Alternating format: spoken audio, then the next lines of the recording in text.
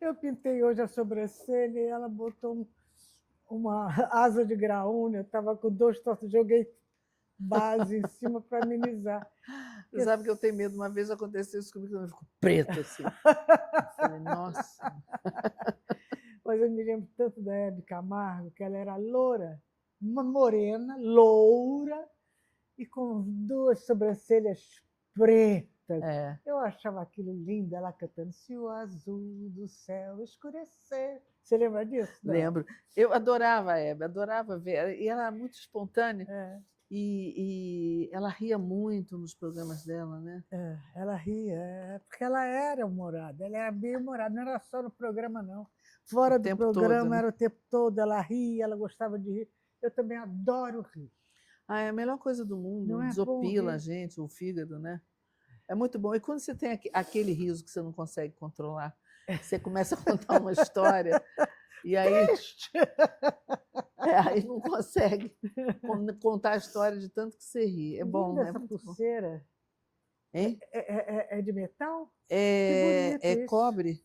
Ah, que linda. É uma amiga que faz. Diferente, É, muito é. bonita. Aí ela faz também, ela bota no jarrinho, pega um jarrinho e bota aqui assim também, e também faz uma pulseira de jarro. E fica bonito o jarro. É. Mas, Regina, eu queria abordar a sua produção literária, começando por aí. Porque você é biógrafa do Chico, agora está escrevendo uma biografia do Tom. Não, agora é a Sandra Werneck e o Tom eu vou ajudar a trabalhar um pouquinho com o Miguel Faria para acabar a edição do filme do Tom. A do Tom. É. Tá. E você está escrevendo o quê agora? Terminando a Sandra Werneck, que ela me pediu para fazer um livro sobre ela, e aí eu estou fazendo a primeira pessoa, que é uma coisa nova. Para mim é então interessante. fala da Sandra Werneck. A Sandra é uma mulher uma das primeiras diretoras de cinema aqui no Brasil. E ela diretoras mulheres, né? Hein? Das mulheres. Das mulheres. E ela tem uma característica interessante que quando ela faz documentários, os documentários são sempre com temas sociais, né? Meninas que engravidam cedo, meninos que são perseguidos pelas milícias, que são assassinados. Então ela tem esses. E quando ela faz a ficção, aí são temas românticos, como ela fez Pequeno Dicionário Amoroso, que é uma delícia, né, de filme. E ela fez Cazuza também, que acho que ela considera o filme que ela mais gosta. Então, ela tem muita coisa interessante. Então, a gente foi abordando cada filme e também um pouco da história dela, da infância. Ela perdeu um irmão quando ela era jovem, e isso marcou muito a vida dela e a carreira, porque ela diz uma coisa interessante, que como ela ficava... O irmão dela morreu num acidente de avião.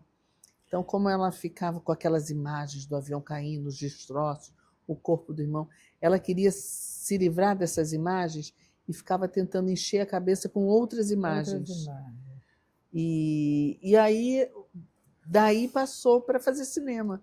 Quer dizer, não sei como é que foi esse pulo, mas... É uma sublimação, talvez, né? Um processo de sublimação. Mas, Regina, você tem um programa, você praticamente está todos os dias no ar no Brasil 247, não é? Quais são os dias do seu programa com Mário Vitor? Terça e quinta. E nos outros dias você participa também de outras Não, aí eu faço o Estação Sabiá na quarta-feira. Quarta. Na terça também faço o comentários com Orueira e Miguel Paiva, no Távola. E na quinta, além do Mário Vitor, eu faço de tarde com o Miguel. A gente faz o Barato da Idade, que você já foi lá. Ah, é verdade. E sexta, não. Sexta não. Você descansa. Quer dizer, você tem uma produção enorme, não é, Regina? Porque é tudo ao vivo. Talvez e com convidados. No 247 você seja uma das pessoas, além do Atush, com mais frequência cotidiana, né? Não sei te dizer, porque todo mundo ali aparece muito, né? Tem bom dia, boa noite, desses assim, como você faz o bom dia, assim. Eu não participo, mas tem os outros, né? São 5 programas e é sempre ao vivo. No começo era um nervosismo assim que agora já não tenho mais, mas é sempre assim, como você faz conexão de internet, você fica sempre com medo que a conexão vai cair. E já aconteceu de eu estar entrevistando o Walter Carvalho e, de repente, eu e ele, né, no Estação Sabiá, e de repente caiu a conexão dele. E ele ficou tentando voltar, mas durou uns 15 minutos. Então, eu tinha preparado umas perguntas para ele, fui fazendo as perguntas e eu mesma respondia. Eu acho que ele vai falar isso, assim, assado. Quanto a isso, é possível que ele fale. Aí, de repente, ele voltou, mas é uma saia justa, né? Você fica ali, o seu convidado caiu. E você tem que preencher esse tempo. Tem que preencher esse tempo. É isso aí, só a transmissão ao vivo que dá esse jogo de cintura e esse aprendizado, né? Mas é legal também, né? Porque, claro. E é legal porque tem a participação do público. Eles ficam solidários. Ficam, não, pode deixar. Aí ajudam, aí você esquece uma coisa, tem sempre alguém que lembra o nome e te passa. É muito interessante esse contato com o público, que é uma coisa nova de internet, né? E é uma coisa nova para você. Totalmente. Porque você sempre foi uma jornalista muito conceituada, muito séria, criteriosa, mas muito no backstage. No escrito. Na redação. Editando. Na edição. E também... no papel, fazendo, né? No papel e fazendo, liderando grupos de jornalistas em suas edições, como no Caderno B. E a primeira vez que eu ouvi falar de você, Regina, foi de um artista importante, e ele dizia assim: a Regina Zappa é a melhor editora de cultura do Brasil. Olha. E você realmente... Que bom. E eu fui confirmando esse seu conceito, e realmente isso era aquele período de Jornal do Brasil, que ainda tinha aquele carisma do grande jornal, né, brasileiro, com este nome tão forte, e com um elenco de jornalistas extraordinário, independentes, e que não eram tão comprometidos com a linha política e mesmo editorial do jornal, porque é isso que cala a boca dos jornalistas. Muita gente pensa que o editor vem e fala: não fala disso, não diz aquilo, não elogia fulano. Não existe isso. Nem nos jornais mais politicamente mais radicais, eles não se atrevem a fazer isso com um jornalista de porte, como uma Regina Zappa, por exemplo, né? Mas as Reginas Zappas que trabalham nessa imprensa de alto porte, elas têm a sabedoria de evitar exatamente. Criar a diferença, Hilde, que eu acho é que naquele tempo a gente brigava pela matéria. Né? A gente discutia com o editor executivo, você trazia uma matéria, não é, ou então vinha com uma pauta, não, esse tema não é legal, você brigava por aquilo, trazia. Às vezes você ganhava, às vezes você não ganhava. Mas tinha uma garra, sabe? Uma vontade de você fazer aquilo que você achava certo e bom, né? E nem sempre era o que correspondia à linha do jornal, mas muitas vezes passava. E no editorial o jornal se mantinha lá com a sua linha, mas muitas vezes no noticiário, nos artigos, a gente brigava por eles e conseguia emplacar, né? E hoje? Hoje, trabalhando no 247, eu sinto assim, total liberdade. Não precisa brigar. Não precisa brigar. Não precisa brigar e não ter ninguém dizendo: olha, não faz isso, faz aquilo. Né? E tem uma outra coisa que é muito legal, que é você ter parceiros, companheiros de redação ali do 247 que pensam parecido, que são progressistas, que, sabe, não tem ninguém que você diga, essa pessoa tem uma posição política horrível, não dá para conversar muito. Não, não tem isso. E isso é um ambiente muito saudável. Muito saudável, inclusive você não se estressa, porque você está dizendo o que você está falando sobre aquilo que você acredita, e você sabe que você está num ambiente que acolhe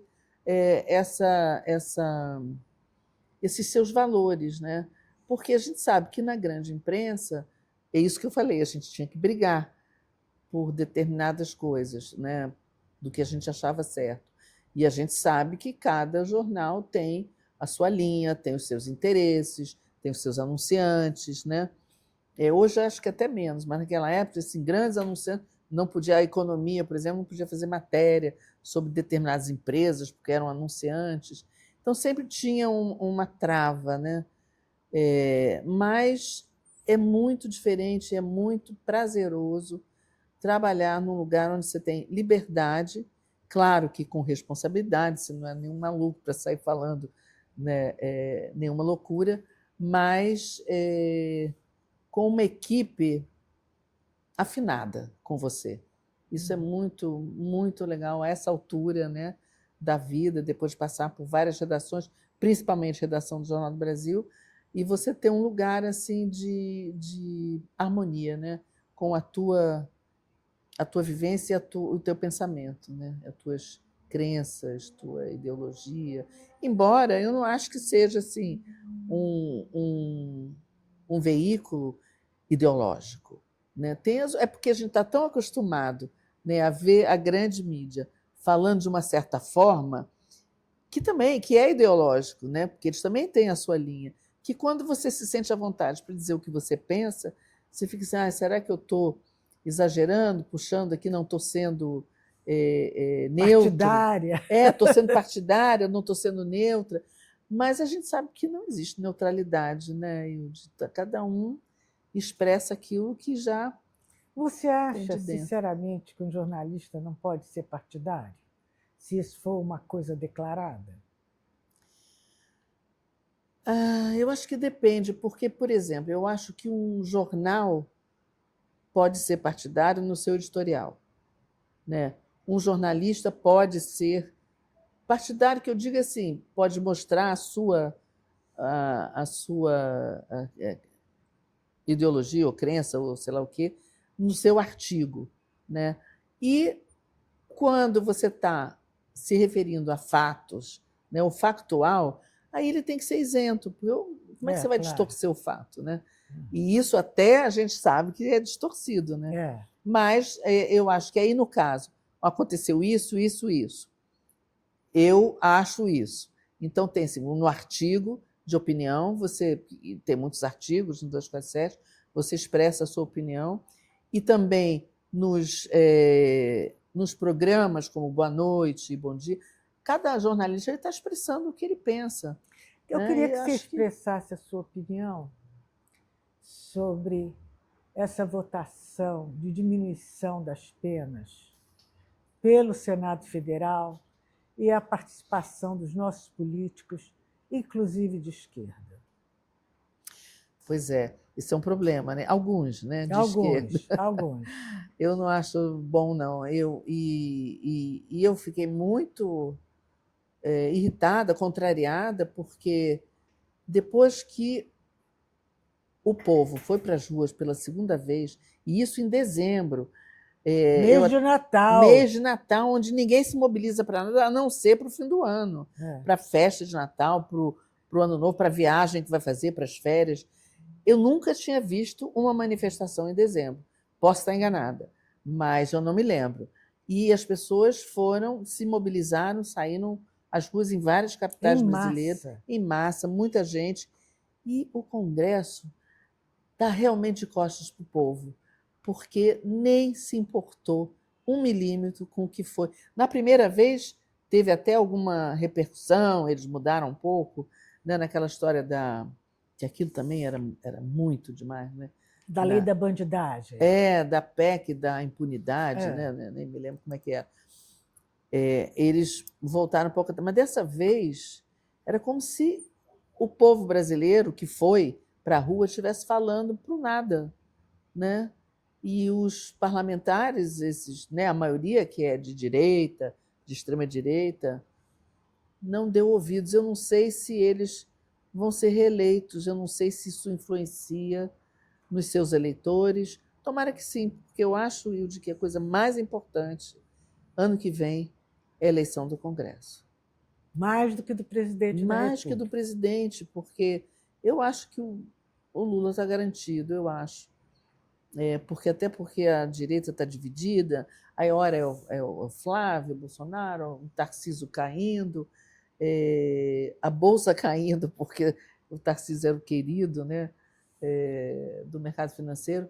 Então, eu acho que o Lula tem grandes chances, a não ser que aconteça uma reviravolta enorme. Agora, até adianta, porque o Lula está conseguindo governar apesar do Congresso, mas a gente tem que voltar as nossas atenções todas para a eleição dos deputados e senadores. Isso é o mais importante, eu acho, ano que vem. Né? Você acha que o Lula está próximo do povo? Acho que o Lula sempre esteve. Ele nunca se distanciou. Ele nunca foi um cara que o poder subiu a cabeça. Né? Ele continua falando do mesmo jeito. E você vê, ele sai, ele vai para a rua, vai para os eventos, ele abraça as pessoas. Ele tem uma linguagem, né, que alcança as pessoas. Eu acho que ele está perto. Ele é. Hoje eu estava até comentando, fiz com o Mário Vitor hoje que eu digo, eu sei que o programa é gravado, então hoje não é hoje. Mas a gente estava comentando, o Emir Sader foi conversar com a gente. E a gente estava comentando essa questão do Lula hoje ser, e eu acho que eu falei isso, um exemplo para o mundo. Não é só para o Brasil. E o Brasil acho que até nem acha tanto. Mas ele é considerado, no cenário internacional, qual outro líder que tem a força do Lula, a importância do Lula, a fala do Lula? Claro, você tem o Xi Jinping na China, que é poderoso, mas ele é muito discreto, fica muito na dele. E não participa tanto das coisas, né? Não fala tanto sobre as guerras, sobre genocídio em Gaza, sobre tudo que o Lula faz. Né? Ele se manifesta. Você tem o Putin, que também é um dirigente importante. Você tem o Trump, que fala o tempo todo, mas só fala bobagens e maluquices. E eu acho que o Lula é hoje o mais respeitado, é muito respeitado. E isso traz o Brasil para um outro patamar. Né? A diplomacia brasileira hoje, né, retomando, porque nos 4 anos de Bolsonaro foi um desastre. Imagina, você lembra, né? Quem eram as pessoas. Mas acho que retomou e o Lula é exemplar. Ele, ao mesmo tempo que ele fala o que ele tem que falar, ele também se mantém muito numa postura mesmo de estadista, sabe? Não se envolve em futrica, ele fica na dele, mas quando ele tem que falar, ele fala e fala para o povo. Mais do que qualquer coisa, eu acho que sim. Isso é importante. Né? Agora, o que você atribui, então, à nossa classe alta, que influencia a classe média, porque a classe média, o espelho dela é a classe alta, ter tanta rejeição pelo Lula, a ponto de, nas pesquisas, o ponteiro não mexe? Eu tenho pensado muito, tenho conversado muito sobre isso. Que mistério é esse? Que gente é essa que não vê que o país, uma nação que traz os seus pobres, acaba com a pobreza, né? Foca na saúde, na educação, que forma cidadãos, essa nação vai ser muito mais importante em tudo do que uma nação que é o que essas pessoas querem, deixar os pobres na pobreza. Eu acho uma burrice, em primeiro lugar.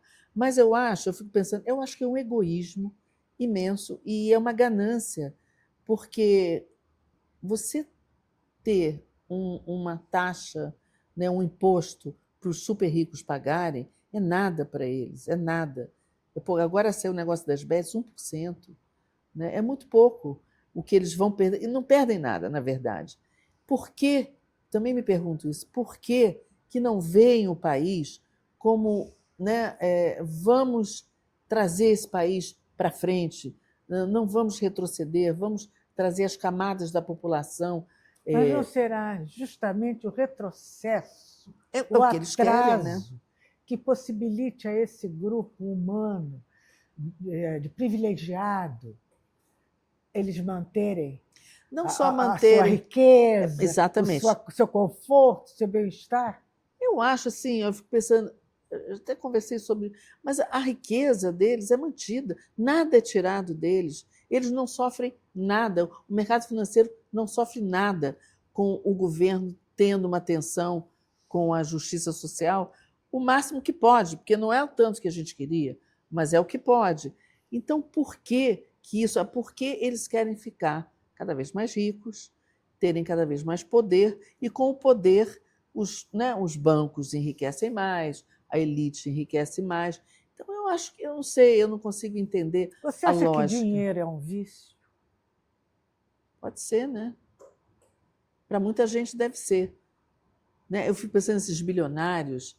Que querem ficar mais bilionários. Das big techs. Gente, eles têm tanto dinheiro. Para que eles querem mais? O que vão fazer com isso? Vão fazer espaçonave para ir para Marte? Alguns vivem até modestamente.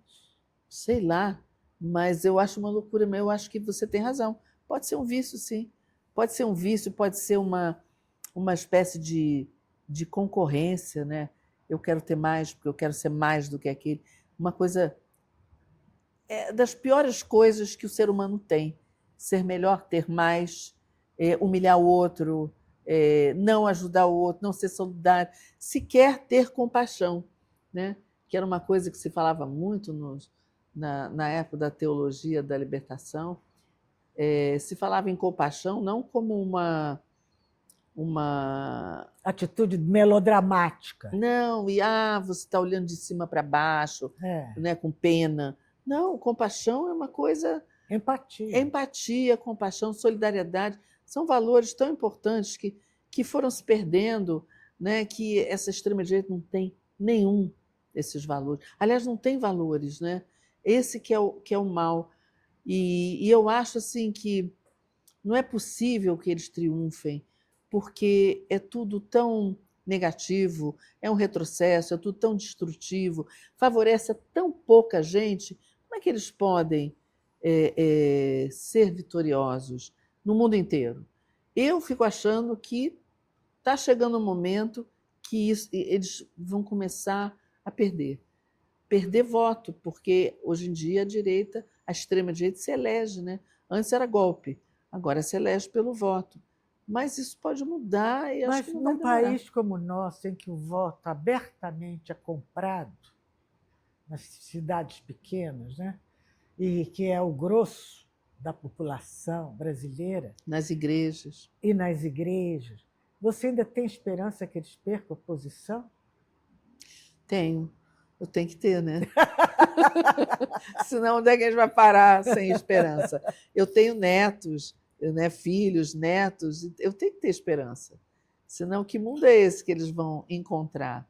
Esperança e luta, né? A gente não pode parar de lutar. Você vê a gente que já lutamos tanto no passado, estamos aqui. Basta ver os nossos artistas com mais de 80 anos se apresentando, Caetano chamando para mobilização, Gil cantando, Paulinho da Viola, Chico. Eles já podiam estar descansando em casa com, né, a coisa mais tranquila, mas não dá. Então a gente tem que ter esperança, né? E é com a esperança que a gente luta. Quando a gente perde a esperança, a gente não luta mais. Você acha que a esperança e também esses valores, esses princípios, passaram a ter idade? Passaram a ser prerrogativa, por exemplo, dos mais idosos que viveram tempos de luta, de resistência e de esperança? Eu quero acreditar que não, Ilse. Eu quero acreditar que tem uma leva de jovens que estão muito engajados e que têm esses valores. Não sei se são muitos, mas não é assim você dizer, não, só os mais velhos, os jovens não. Tem uma parte dos jovens que não, que está toda envolvida com rede social, com jogos, com isso, com aquilo, mas eu acho que tem muitos jovens com valores e eu acho que isso vai aumentar. Eu acho que a gente tem que formar essas pessoas, né? Eu acho que esse é o nosso trabalho, o nosso dever. Mas de que forma? Porque a gente tem poder para atuar nesse sentido. Eu acho que a gente faz isso. Falando aqui agora, por exemplo, a gente está formando quem quer que esteja assistindo a gente, que seja jovem, né? E divulgando essas ideias. Eu acho que o 247 faz muito isso, faz muito dessa formação. Outro dia alguém falou, não me lembro quem foi também, disse, a gente deve muito da resistência a veículos como o 247, mas principalmente o 247, que desde o golpe, né, durante todo o governo Bolsonaro, desde antes do golpe, desde antes, desde o mensalão, depois da Lava Jato, de tudo, né? Eu acho que a gente faz a nossa parte. Acho que professores podem fazer a parte deles. Eles talvez tem muito professor desiludido, mas eu acho que é tão importante essa função do professor, é tão importante que eles formem. E conheço muitos que estão ali na faculdade resistindo, formando seus alunos. Então, esse é o dever dos mais velhos, e passar essa esperança e esses valores, principalmente. Você acredita que o governo do Bolsonaro tenha precipitado o crescimento dessa falta de empatia, dessa violência e todos esses preconceitos contra a mulher, contra o negro, contra o diferente, contra os homossexuais? Você acredita que esses 4 anos de Bolsonaro tenham sido capazes de roer o tecido da empatia, da compaixão e também do raciocínio lógico brasileiro? Eu não tenho a menor dúvida.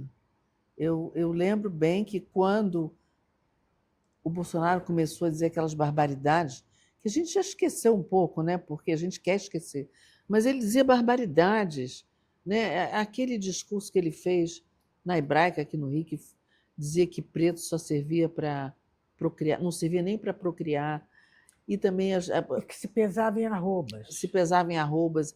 Aquela história dele para Maria do Rosário, você não serve nem para ser estuprado. Ele dizia tantas barbaridades que ele normalizou a barbaridade, né? E eu acho que tem muita gente que sempre pensou assim, mas nunca teve coragem de verbalizar. E aí é como se ele tivesse dado autorização.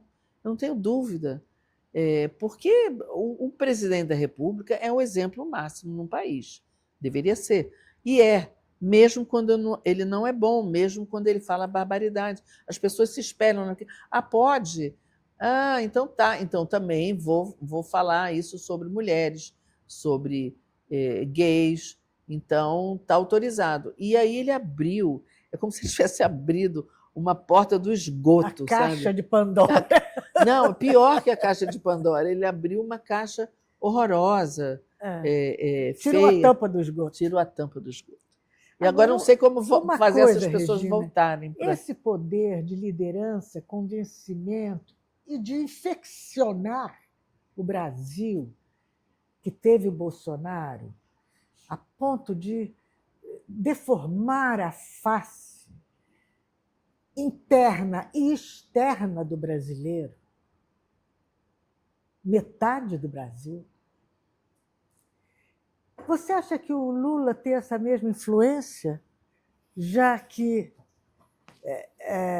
ele fala coisas positivas, ele fala coisas interessantes, inteligentes, construtivas? Por que essa presença do Lula tão forte não tem na sociedade como exemplo de hábitos e costumes, tanto efeito quanto o mau exemplo do Bolsonaro. Eu acho que não tem tanta força quanto o mau exemplo, quanto a coisa ruim, né? Porque sempre, apesar de tudo, mesmo o Brasil sendo esse país violento, que a gente sabe desde sempre, o último a abolir a escravidão, tudo isso, mesmo sendo esse país, as pessoas tinham algumas regras, alguns comportamentos. Então, eu acho que muita gente se sentiu muito identificado porque sempre manteve essa postura cruel de boa parte dos brasileiros, cruel, preconceituosa. Então, uma pessoa que vem e destrói essa... verniz. Um verniz, é quase que uma cerca. Né? Destrói aquela cerca, então vai a boiada, né? Porque essa cerca, de uma certa forma, segurava. O Lula, o exemplo do Lula é um exemplo que sempre existiu por parte digamos assim, até da sociedade mais elitista, esse exemplo do bom comportamento, da solidariedade, isso sempre foi considerado uma coisa positiva. De Ninguém uma sociedade ruim. Cristã como a nossa. Cristã, exatamente. Uma sociedade cristã. E aí vem, engraçado, que vem um homem que se diz cristão, que fala, né, Deus, família e não sei o quê, família acima de tudo, como é que é? Deus acima de todos, de Minha tudo. família acima de tudo. Minha família acima de tudo. Aí essa pessoa está falando diferente, ou tá abrindo essa cerca, que, na verdade, o que é a civilização? É você aprender a se conter. Né?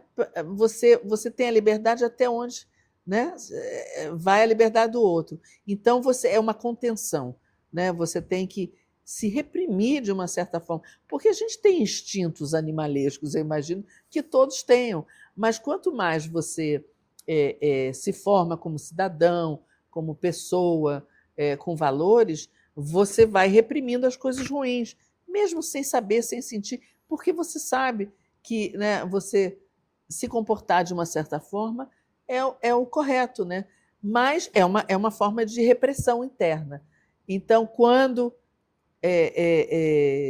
chega alguém que destrói esse processo civilizatório de você cada vez mais se conter, não atrapalhar o outro, nas mínimas coisas. Ética, não fazer barulho para o seu vizinho, coisas pequenas, que não buzinar forte, coisas mínimas que eu reparei que foram abolidas. As pessoas começaram a ficar agressivas, não se conter, não controlar a sua raiva e soltar os cachorros em cima de todo mundo. Então, eu acho que isso aconteceu e muita gente achou bom se livrar dessa repressão. Mas, na verdade, a gente passa, né, toda a humanidade passa o tempo todo tentando construir esse processo de civilização. Princípios civilizatórios. Para que as pessoas possam conviver, né, para não ter guerras, não ter o marido assassinando a mulher. Né, e isso aí. Agora, reconstruir essa cerca é mais difícil. Tanto que a gente sabe que, quando o Lula assumiu, tanta coisa foi destruída no governo Bolsonaro, temos no meio ambiente, de diretrizes e tudo, que ele próprio falou, olha, é muito difícil, é muito mais difícil você reconstruir do que você chegar e, sabe, terra arrasada para tudo. E, sobretudo, não tendo o Congresso, né? Sobretudo, tendo que lidar, tendo que fazer, às vezes, negociações estranhas, né, com essa extrema-direita para você conseguir uma outra coisa. O que não é bom, né? Não é legal. Você acredita que houve um acordo do governo com o STF, com o Congresso, para passar essa lei? Não tenho ideia. Não acredito. Talvez, né? O Lula é muito inteligente, muito esperto nas negociações, de forma a ele não aparecer, talvez tentar por outros meios. É possível, mas é muito chato o tempo todo ter que abrir mão de coisas importantes para se conseguir outra coisa lá no final. Você acha que não fosse a resistência dos progressistas da época, que seriam a esquerda da época, né? Nós teríamos tido a abolição da escravatura? Da época da... É. Eu acho, sabe o que eu acho? Que a pressão maior para abolir a escravatura não foi dos bons. Foi uma pressão econômica da Inglaterra, por exemplo. Para ter mercado. Para não ter concorrência. Como é que um país que já aboliu a escravatura e que tem que pagar funcionários vai concorrer com outro país que tem mão de obra de graça? Então, acho que essa foi a principal pressão. Fator econômico. Né? O fator econômico a pressão vindo de fora. Porque eu acho que a maioria dos brasileiros naquela época... Eu acho que os progressistas, digamos assim, os bons, altruístas, eram uma minoria. Então, acho que eles não teriam força, não. Embora o imperador, né, Dom Pedro, desejasse, fosse uma pessoa mais esclarecida. Né? Mas eu acho que, se fosse força dos progressistas, a gente não estaria onde a gente está hoje. Porque aí teria vindo lá essa coisa civilizatória lá de trás, né? E não veio. A gente sabe, hoje a gente fala isso abertamente, que o Brasil tem um lado cultural maravilhoso, tem um lado social também maravilhoso. Folclore, né? Tudo.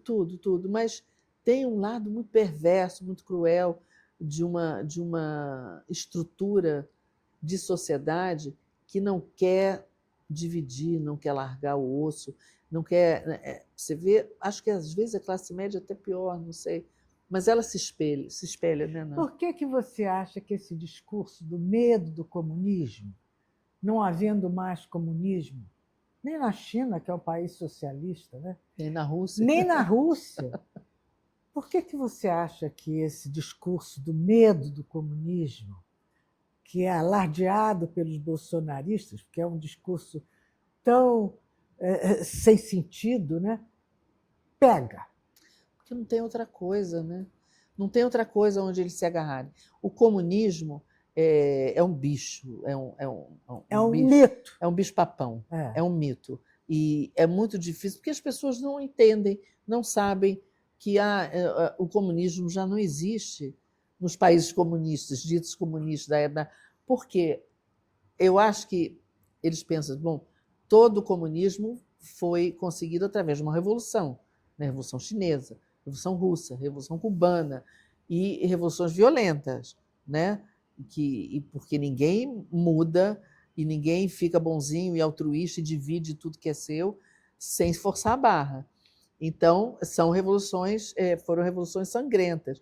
E eu acho que isso ficou no imaginário das pessoas, e mesmo quem não viveu essa época, não tem conhecimento, fala em comunismo, a pessoa pensa, comunismo, eles virem tirar a minha casa, vir aqui na minha casa de 3 quartos, ocupar 2. E isso foi dito na campanha do Lula, né, contra o Lula. Foi dito mesmo em todas as campanhas do Lula. E a grande imprensa nunca desmentiu. Nunca desmentiu. E também não sei se ia adiantar muito, porque ela também não tem essa influência toda hoje em dia, como tinha antes. Né? E antes ela dizia? Não, nunca disse. Então não é por isso. Não, mas eu digo assim, nem adiantaria, mesmo que dissesse agora, não adiantaria muito. Eu acho que o que adiantaria hoje é o pastor dizer que não, sabe, não existe isso.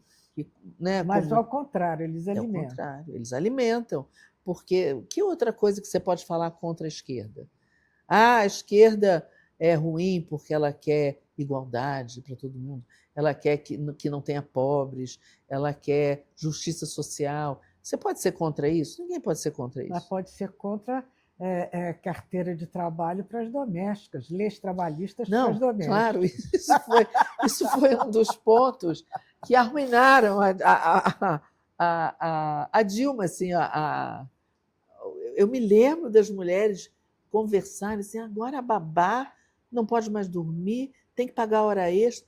Elas odiaram, as madames odiaram essa coisa da empregada doméstica ter algum direito.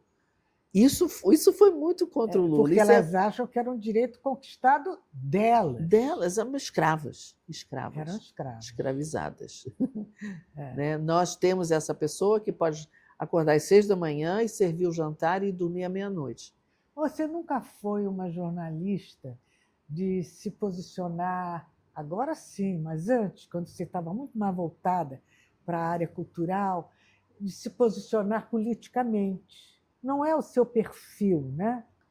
Você ia nas manifestações, mas eu... Fazia greve. Fazia greve, mas... Ia no sindicato. Não, mas é porque, por exemplo, eu fui, durante um tempo, eu fui editora de internacional. Uhum. Então, você pode não se posicionar... Me posicionava... Ela foi editora da seção, das sessões que cobriam notícias da geopolítica atuais, né?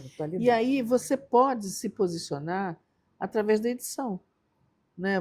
Porque o editor se posiciona. Né? Se você escolhe um tema para ser a manchete da página, é diferente de você botar isso num, como a gente diz, um 3x11, né? Que era um título pequenininho dentro do jornal. Se você escolheu aquele tema como manchete, você está dando um peso político àquilo.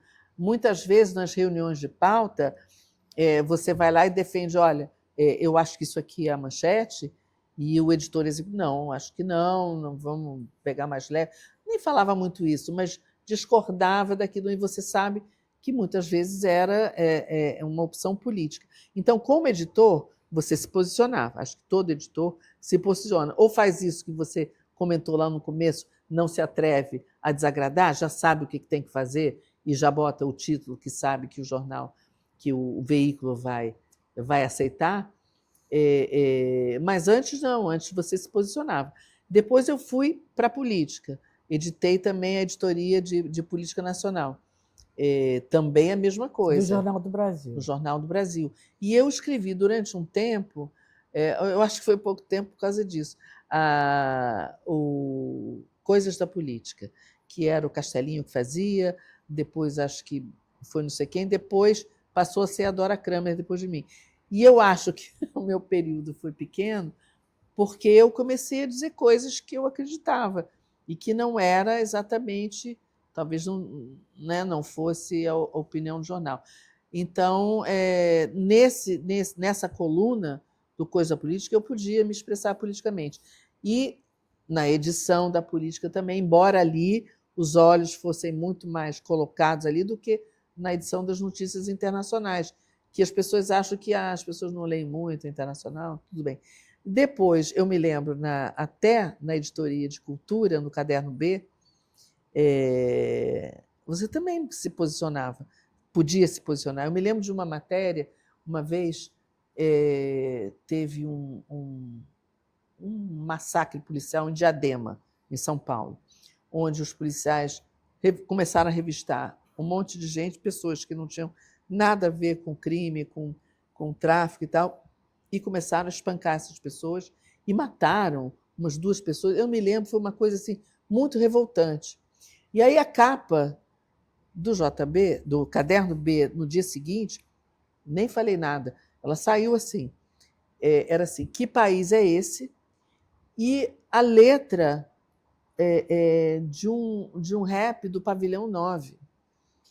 Muito político, muito, até mais do que você falar num artigo que você é contra isso ou aquilo, porque o Pavilhão 9, né, que era um grupo de rap de São Paulo, ainda, acredito, era uma letra assim, falando de dentro da prisão, né? O que é uma prisão, o que é a polícia que chega matando o pobre, chega matando... Era só isso, tudo branco, que país é esse? E essa letra de música. E era pura cultura.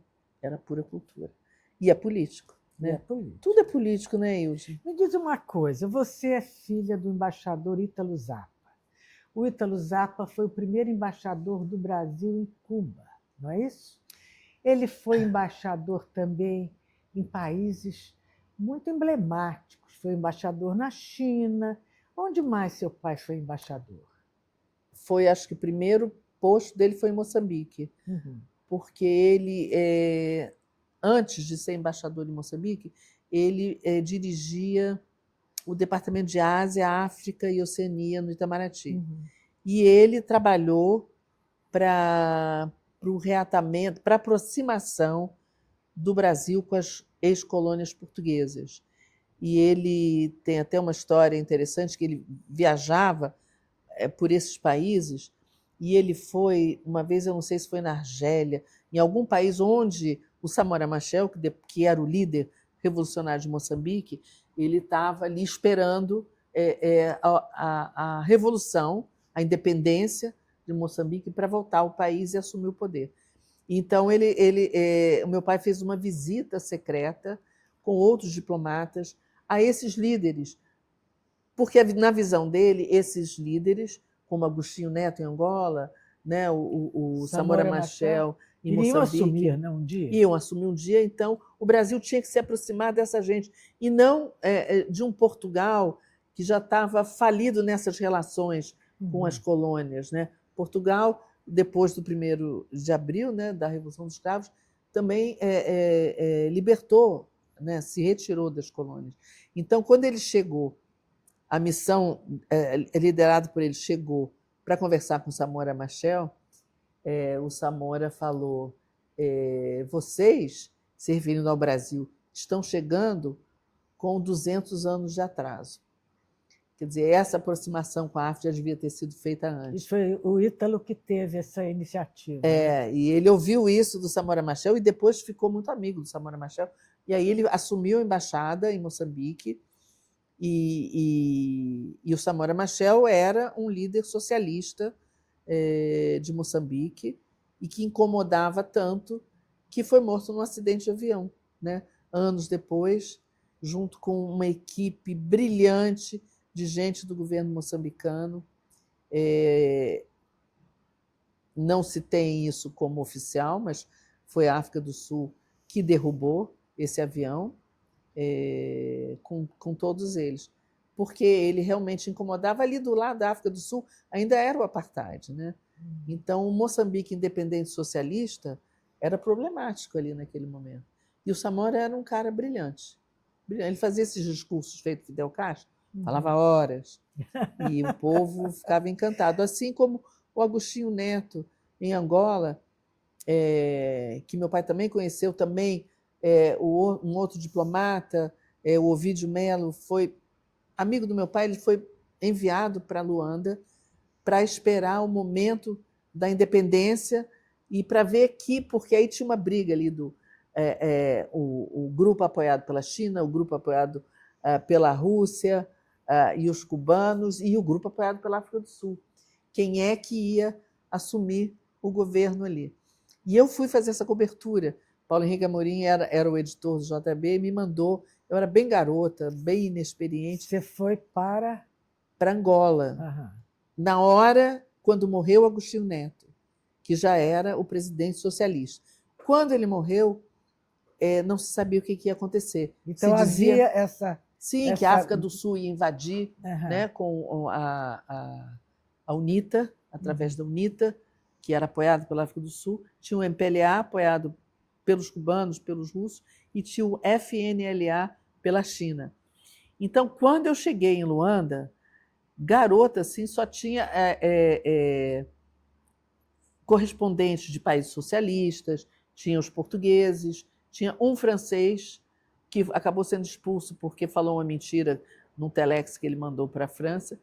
Mas aí eu assisti ao velório, né, do Agostinho Neto, e foi a coisa mais impressionante que eu já vi.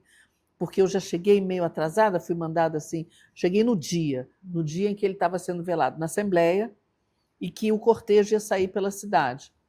Então eu cheguei correndo, não sabia para onde ir, fui para a embaixada, aí todo mundo da embaixada já tinha ido, e eu fui andando, me explicaram mais ou menos onde era a Assembleia, e eu fui a pé, passando por aqueles militares moçambicanos armados até os dentes, e com essa ameaça de que os sul-africanos iam invadir, porque os cubanos ficavam de fora para entrar se fosse preciso. E aí, na hora que eu cheguei na Assembleia, estavam lá o embaixador brasileiro no momento, os outros embaixadores, outros líderes de vários países, e o caixão dele lá dentro, quando ele saiu da Assembleia, o caixão, quando eles foram, e que o povo que já estava reunido, começou uma comoção, você não tem ideia, Hilde, as pessoas gritavam, principalmente as mulheres, engraçado, choravam, gritavam e dançavam ao mesmo tempo. E eu fico até arrepiado quando eu lembro. E eles diziam assim, meu paizinho. Quer dizer, era um homem que assumiu depois da colônia dos colonizadores portugueses e que era da cor deles e que era do povo e que trouxe o socialismo, estava trazendo um outro tipo de governança para aquele país tão miserável, tão pobre, que tinha, enfim, sempre em guerra e tal. Então, foi uma coisa muito impressionante. Eu fui seguindo, eles puseram o caixão em cima de um tanque e os jornalistas, a gente ia na frente, andando meio de costas, fotografando e vendo aquele povo, aquela comoção incrível. Foi uma das primeiras coberturas que eu fiz internacionais. Acho que foi a primeira. E aquilo me impressionou muito. Você falou o nome do editor que enviou você? Foi Paulo Henrique Amorim. Ele era o editor-chefe. É engraçado. Não sei nem se eu devo falar isso, porque... Por quê? Não, primeiro ele falou assim para mim, porque precisava de visto, era muito difícil entrar em Angola. A gente tinha que ir a Portugal, e de Portugal lá, então eu cheguei no aeroporto e tive que pedir para a embaixada me ajudar. E se você não conseguir entrar, você nem precisa voltar. E falou assim, ele falou assim, claro que ele não pensava isso, mas ele, de sacanagem, falou assim, e não esquece, hein, que você vai no enterro de um preto e comunista. Olha lá o que você vai falar. E eu, garota, morrendo de medo. Mas foi uma grande experiência para um começo assim, de carreira. Eu nem era editora, não, eu era redatora. Mas o seu pai, ele fez uma carreira diplomática muito brilhante e também interessante, porque o Itamaraty é Versailles do Ministério de um governo brasileiro. Circuito Elizabeth Arden. Não, e ele era admiradíssimo, estimado pelos colegas, inclusive esses colegas de punho de renda, de direita, cheios de reverências e uns conceitos europeus, né?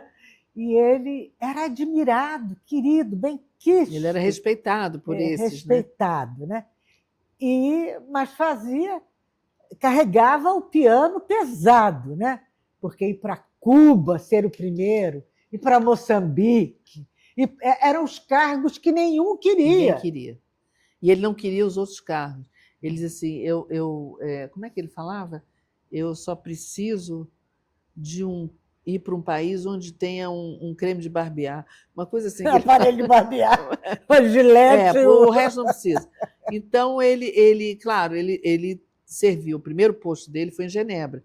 Eu era bem pequena. E depois foi em Washington, mas depois a gente passou por Buenos Aires, Lima, Montevidéu, e voltamos para Washington. Ele trabalhou na OEA em Washington e na embaixada também, 2 vezes, né? Mas aí depois disso, que ele voltou e assumiu esse departamento, ele foi, olha, primeiro para Moçambique, foi o primeiro embaixador e foi concretizar essa aproximação que aconteceu no governo Geisel, porque o Silveira, né, Silveirinha, que era o chanceler, junto Azeredo da Silveira. O Azeredo da Silveira, e ele planejaram isso, levaram ao Geisel, e o Geisel topou. O Geisel era meio anti-americano, então acho que ele era ditadura ainda, mas ele topou essa aproximação com os africanos socialistas, né? Era uma coisa meio paradoxal.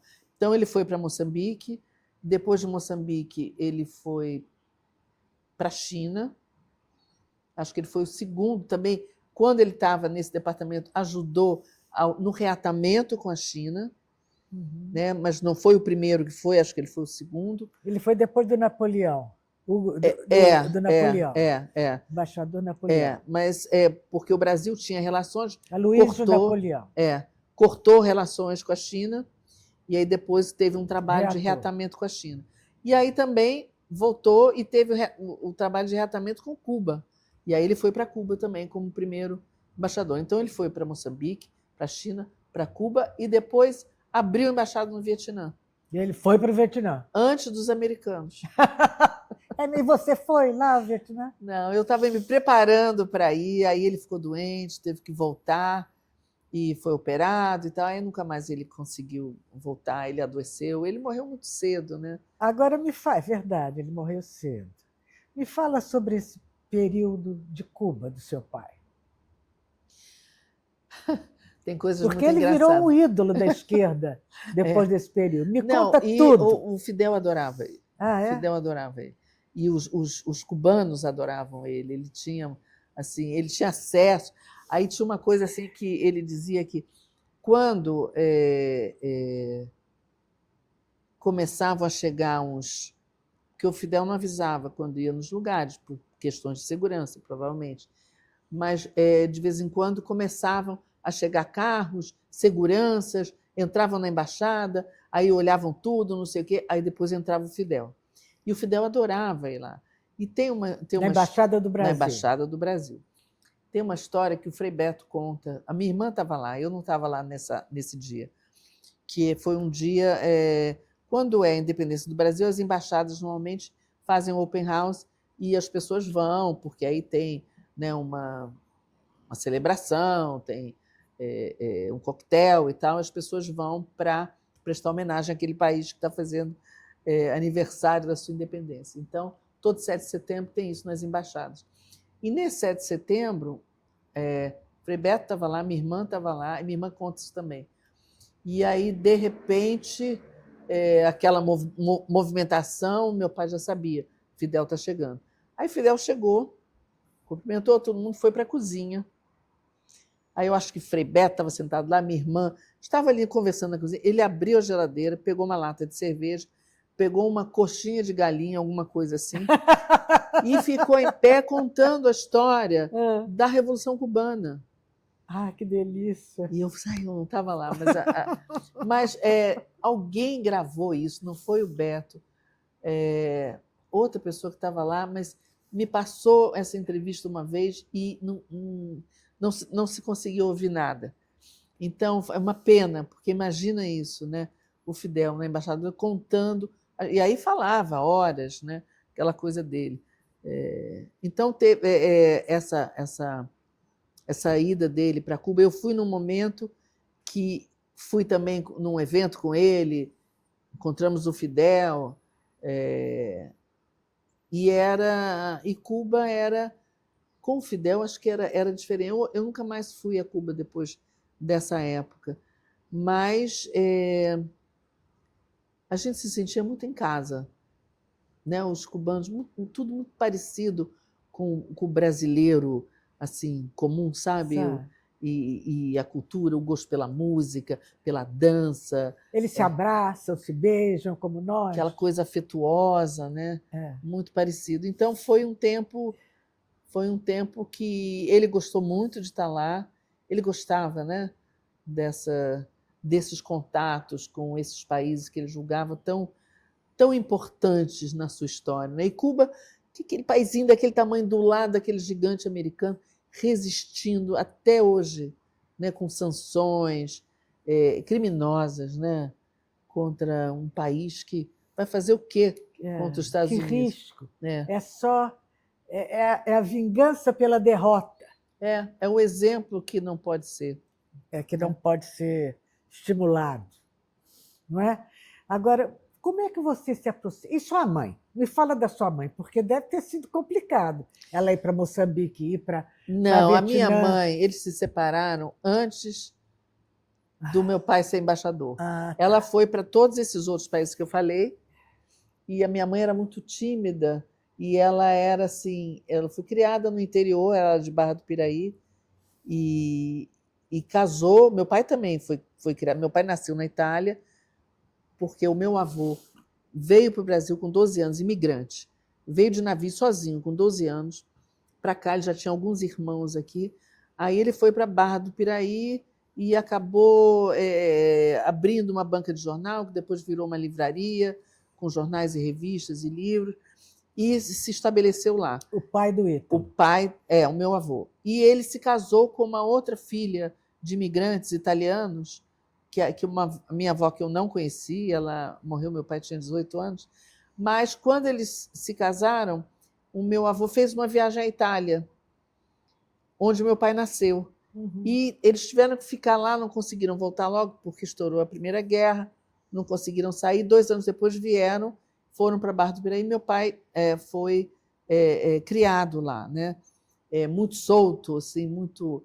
E era o contrário da minha mãe, que era filha do prefeito, sabe? Era a moça mais educada ali. Meu pai muito, e acho que isso atraiu muito a minha mãe, o fato dele ser uma pessoa assim muito mais livre, né? E culto, né? E culto, falava francês, estudou francês, depois foi fazer o Rio Branco, aí casaram, né? Então ela saiu desse ambiente de interior e foi para os grandes salões, né, da diplomacia brasileira. E ela era muito tímida, e eu me lembro dela dizer assim, que ela começou a fumar porque nas recepções ela não sabia o que fazer com as mãos. E aí começou a fumar muito. Ela e meu pai fumavam muito, era café e cigarro o tempo todo. Então, e ela acompanhava, e ela era uma pessoa que aprendeu assim a receber muito bem, né? Então, até digo assim para as minhas filhas, até hoje, não, a sua avó fazia assim, aí ensino como é que bota a mesa, que copo que usa, né? Isso parece uma coisa assim, mas eu aprendi isso em casa, né? Pequena, esse é o copo do vinho, o copo da água, o talher de não sei o quê, né? Mas ninguém quer saber disso mais hoje em dia. Né? É um ritual. Mas ela fazia isso muito bem, e sempre cozinhou muito bem. Então, a casa dos meus pais, quando eles estavam juntos, era a casa que todo mundo queria ir, porque se comia muito bem. Meu pai contava histórias, meu pai era muito inteligente, ficava falando, contando histórias, as pessoas ficavam admiradas. Me lembro de amigos meus depois, anos depois, já aqui no Rio, indo lá para minha casa, meu pai chegava, ninguém mais dava bola para mim, todo mundo ficava em volta dele, ele contando as histórias. Ele adorava fazer isso, né? Adorava contar as coisas e contava com muito humor. Ele tinha muito bom humor, e eu acho que todo mundo que é muito inteligente tem um humor sofisticado, né? E então é isso. Depois eles se separaram. Eu tinha o quê? Uns 20 e poucos anos. E aí foi aí quando meu pai foi para Moçambique, minha mãe já não foi. Então para ela foi uma separação triste para ela. Foi. Ela se casou de novo? Não. Não, mas ela também desabrochou, né? Porque aí ela foi fazer, quando era moça, solteira, ela pintava, fazia curso de pintura. Depois parou tudo isso. Aí ela voltou a fazer curso no Parque Lage, aí tinha amigos que ficavam conversando até altas madrugadas. Então ela floresceu nesse sentido pessoal, assim, de não estar ali para aquela família apenas, para aquele marido, para aquela profissão dele. Ela seguiu o caminho dela, o que foi bom, né? Foi uma coisa boa. E como é que se deu o seu encontro, que foi um encontro de vida, com o Chico Buarque de Holanda? O Chico, olha, desde que eu tinha uns 13, 14 anos, eu era fascinada pelo Chico. Eu tinha aquele disco dele, nunca contei isso assim, em público. Aquele Chico que aquele disco que ele tem um lado Metade, rindo, que acho que era o primeiro disco dele. Aí eu botava assim na cabeceira, do lado, na mesinha de cabeceira, e dormia com aquele. Eu era apaixonada pelas músicas. Eu comecei a tocar violão por causa do Chico. Comecei a aprender. E comecei a tocar as músicas que eram os sambinhas, a Rita, Juca, Quem Te Viu, Quem Te Vê. Eram as músicas que eu era apaixonada. E era engraçado que eu acho que tem muita influência... Deixa eu só interromper um instantinho. Eu vou explicar a eles por que eu estou perguntando a vocês.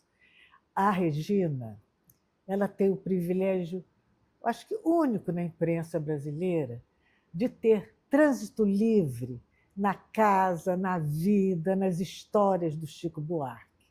Isso não se conquista de graça.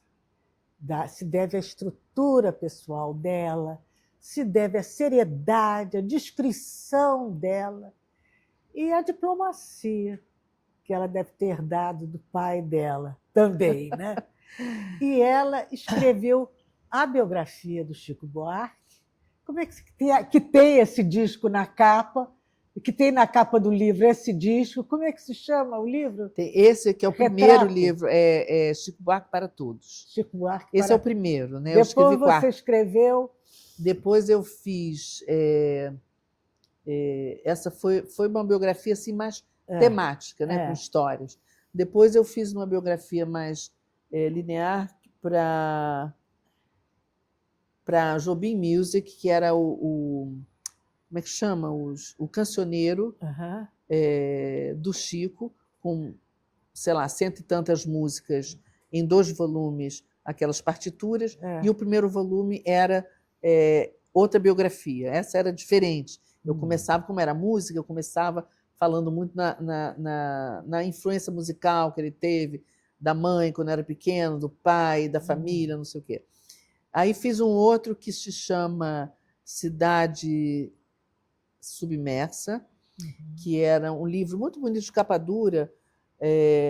Eu escolhi, acho que 30 músicas do Chico que se relacionavam com a cidade. E o Bruno Veiga, fotógrafo, que o Felipe conhece. Felipe Varanda, o nosso cinegrafista, que eu chamo de quarto, sala, cozinha e varanda, porque ele joga nas 11. Mas vamos continuar. Então, Felipe, o Bruno Veiga fotografou, não sei se você conhece esse disco, mas ele fotografou cada música dessas relacionadas com a...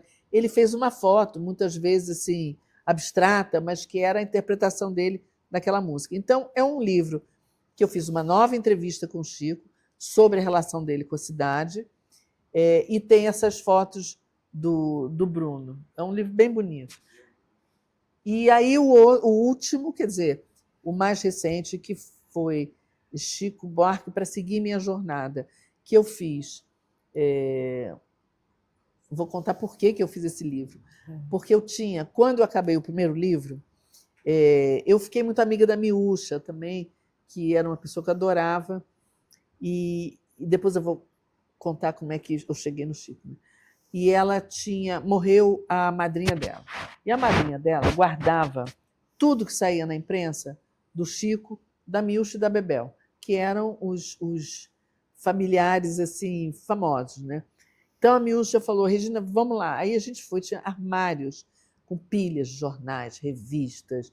Ela guardava até anúncio de peça do Chico que saía. Que bonitinho. Guardava tudo. E aí a Miúcha me deu, mas eu já tinha acabado de acabar o livro. Fiquei com aquele material, pensando, meu Deus, isso aqui é precioso, eu vou ter que fazer alguma coisa. E aí, conversando com um amigo que estava trabalhando na Nova Fronteira, o Júlio Silveira, ele disse, vamos fazer outro livro, vamos fazer outra biografia. Então, eu fiz esse, para seguir minha jornada, usando esse material, assim, que entrava e fazendo uma outra biografia diferente, mas que ela percorria todo o livro e tinha essas interferências ou intervenções dessas matérias. Então, por exemplo, tinha uma entrevista na Manchete que reunia o Chico, o Vandré e Roberto Carlos. E era uma entrevista hilária, porque era o Chico e o Vandré pedindo ao Roberto Carlos, dizendo a ele que ele devia fazer música brasileira. E o Roberto Carlos dizia, mas eu faço música brasileira.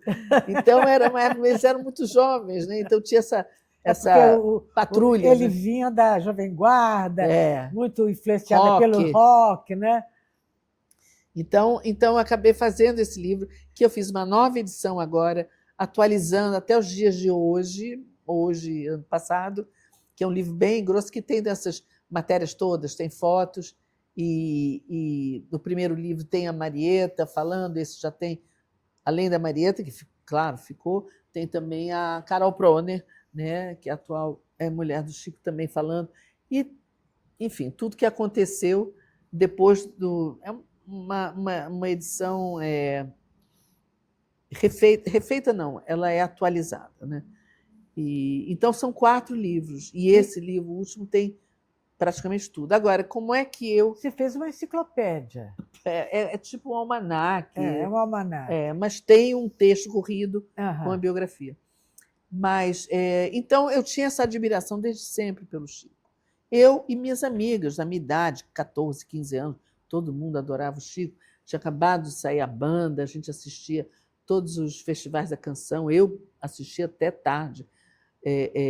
Na televisão? Na televisão, com a moça que trabalhava lá em casa, a Otília, que era uma pessoa que adorava música, me ensinou a dançar gafieira, e trabalhou lá em casa muito tempo. Virou assim uma segunda mãe para mim, né? Mas, e aí, eu me lembro de uma vez, aí o Chico sabia do meu pai, conheceu meu pai, acho que quando ele foi a Cuba, não sei, e uma vez eu trabalhava no jornal, editava a Internacional, no JB, e ligaram, tocou o telefone e alguém falou assim, Regina, é o Chico Buarque. Aí eu falei, fala que eu estou tomando banho. Tipo assim, não acreditei, né? Aí, não, é a voz dele, é ele mesmo. Aí atendi, aí ele me pedindo para publicar um artigo do Silvio Rodrigues, né, um músico cubano. Ele era muito ligado a Cuba, o Chico, nessa época. E aí publiquei o artigo, ele mandou e tal. Aí teve um almoço na casa do Ricardo Cravalbim, que eu fui, o Chico estava lá, na Urca, aquela casa dele sensacional, né? E aí o Chico estava lá, e acho que na fila do almoço a gente se falou e tal. E também, uma vez que veio um ministro da Cultura moçambicano, eu fui fazer uma cobertura, porque ele se encontrou com Niemeyer, com Rui Guerra, com o Chico. Quem era outra pessoa? Ai, gente, vou esquecer agora. Mas um outro importante. E eu fui fazer essa cobertura e fiquei muito nervosa, porque estavam esses grandes, né, nomes lá. Também me aproximei um pouco mais do Chico, até que um dia o editor da Rio Arte, daquela coleção... Gente, vou esquecer o nome da coleção. O Coutinho. Cabeça. Depois bom, você fala. Era uma coleção com perfis do Rio. Perfis do Rio. Aí ele me ligou e disse assim, Regina, a gente quer que você faça um perfil. Eu já estava, acho que no Caderno B, editando o Caderno B. E escolhe aí alguém, não quer fazer fulano. Eu falei, esse fulano eu não tenho muita, né, aproximação e tal. Então escolhe alguém. Eu falei, então eu quero fazer o Chico Buarque. O Chico Buarque você não vai conseguir, porque ele não fala. Para você fazer, você vai ter que falar com ele e tal. Eu falei, não, vou tentar, né? Aí peguei o telefone dele, liguei, deixei um recado. Falei, aqui é Regina e tal, não sei o quê. Eu queria escrever um livro sobre você, para essa coleção Perfis do Rio e tal. E fiquei esperando. No dia seguinte ele ligou.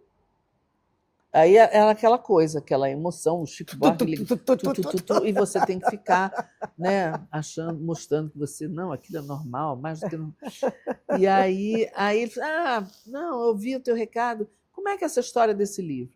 Aí eu falei, não, é um livro, eu vou ter que conversar com você, ir a lugares, ver você fazendo show, conversar com pessoas que te conhecem, com a família, os amigos, os parceiros, e fui falando. E ele quieto. Então, como ele não falava nada, eu continuava falando, porque para não ficar aquele silêncio, né? Aí chegou uma hora que eu não tinha mais o que falar. Aí eu falei, bom, então é isso, Chico. O que você acha? Ele falou assim, você fazer um livro sobre mim, acho ótimo. Aí eu quase caí dura. Essa época que você estava editando o quê? O Caderno B. Caderno B. Então, a grande editora de cultura do Brasil. E aí? Aí a gente, 2 dias depois, fomos jantar para eu explicar e tudo. E aí eu fui ficando com medo, porque assim, você tem uma pessoa que é seu ídolo, que você acha o máximo. Aí você vai chegar perto dela, vai que ela não é daquele jeito, vai que ela não é uma pessoa legal. Aí fiquei achando assim, não, tomara que eu não me decepcione. Mas e aí comecei a fazer as entrevistas e era assim 2, 3 horas de conversa cada vez que eu ia. A gente caminhou junto, subimos aquele morro dos Irmãos, na época ainda dava para subir. E ele vai correndo, e eu ia atrás, esbaforida, com a língua para fora, correndo atrás dele. E ele falando, tal, não sei o quê. E você gravando? Não, quando a gente andava, eu não gravava. Eu gravava na casa dele, que aí eu gravava. Mas fui caminhar na praia com ele. Foi daí que saiu essa ideia, um capítulo do livro, que é assim, O Artista de Costas. Que o Chico anda tão rápido, por exemplo. Agora ele não caminha mais na praia, eu acho. Depois dessa coisa toda de Bolsonaro e tudo, ele começou a ele foi agredido na rua. Então acho que ele não. Mas antes ele andava, todo dia ele saía para caminhar na praia ali no Leblon. E aí eu fui uma vez ou 2 com ele e eu percebi o seguinte: como ele andava muito rápido, aí vinha alguém assim lá longe e ficava achando, parece o Chico, será que é o Chico? A pessoa ficava com aquela, você percebia que ela ficava com aquela dúvida. E aí ele passava tão rápido que aí a pessoa virava para trás e dizia, é Chico, é o Chico mesmo. Então, ela só viu o artista de costas, né, quando ele já tinha passado. Então, era assim que ele se relacionava com a rua. Ele gostava de sair na rua, caminhar na rua. E não dava tempo das pessoas pararem para falar com ele, ou para chatear, ou para, enfim... Essa coisa do artista não sai na rua porque todo mundo aborda, para, não sei o quê. Mas ele ia rápido, então não tinha esse problema. Então a gente aí fui a show, vi como é que era ele no bastidor, antes de entrar no show, conversamos muito e fiz. Como é que ele é no bastidor? Tem uma história que ele conta da Bethânia, que está nesse primeiro livro, que ele fala o seguinte: não, eu fiz 1 ano um show com a Bethânia. E aí eu ia para o Canecão e aí passava pelo camarim da Bethânia. Oi, Bethânia, tudo bem? Conversava normal com ela e tal, não sei o quê. Aí ia para o meu camarim. Aí quando eu subia no palco, a Bethânia era outra pessoa. E eu era o mesmo Chico. Quer dizer assim, que ela se transformava. E ele era a mesma pessoa, porque ele... Né, ele é assim, né? Ele é assim, ele não tem essa coisa de botar uma outra... Não, porque a Bethânia... Não é que é máscara, é que a Bethânia é uma atriz. É uma atriz. Ela tem alma de atriz. Ela não é uma cantora apenas, né? Ela interpreta como uma atriz. E o charme do Chico é não ser ator. É não ser, é ser ele mesmo, né? Cada um tem o seu charme. E ele, no bastidor, ele come alguma coisinha, uma fruta, fica lá, conversa com os músicos, vai no camarim dos músicos, adora essa camaradagem com os músicos. Não tem grandes coisas.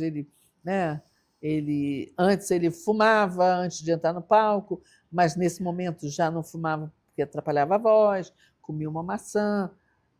Então, era muito simples o bastidor do Chico, né? Não era aquela coisa I want to be alone. E o acesso ao bastidor do Chico depois dos shows era liberado? Muita gente vai no bastidor, muita gente, mas tudo é liberado por alguém. Dentro de um filtro, né? Por alguém, pelo assessor de imprensa dele ou pelo empresário, sabe quem que ele gostaria de ver. Não, se deixar todo mundo entrar, vai ser o teatro inteiro entrando no bastidor, aí não tem como. Então tem um filtro, você, né, ou tem uma pulseirinha, ou fica alguém na porta liberando. Mas às vezes acaba o show, ele vai embora. A pessoa entra, todo mundo lá para ver, ele já foi. Né? Então, e o assédio feminino sobre o Chico? Uma vez eu perguntei para ele: você tem consciência do que você provoca nas mulheres, que as mulheres são apaixonadas? Isso aí é invenção da mídia, esse negócio de sex symbol. Isso é invenção da mídia, não tem nada disso. Mas a gente sabe, né? até hoje, né? Meninas. Outro jovens. dia ele quase caiu no chão, porque uma jornalista, atriz, pulou em cima que a gente adora, que é a Cissa Guimarães, deu um beijo. Segundo Augusto, foi um beijo na boca, eu acho que não, isso aí já é exagero, mas abraçou o Chico de um jeito que ele quase caiu no chão. Não, mas é isso que eu acho engraçado, porque até hoje você vai nos shows e tem meninas muito jovens gritando: lindo, maravilhoso! Jovens, né? E é legal. E ele conta uma história também. O Chico é muito engraçado, né? Que ele é inteligente, então ele tem um humor também, que às vezes as pessoas não entendem, né? Quando ele fala umas coisas assim, muito irônicas, ele fala sério. Mas ele disse uma vez, aí veio uma menina toda bonitinha pedir autógrafo, assim, não, é para minha avó.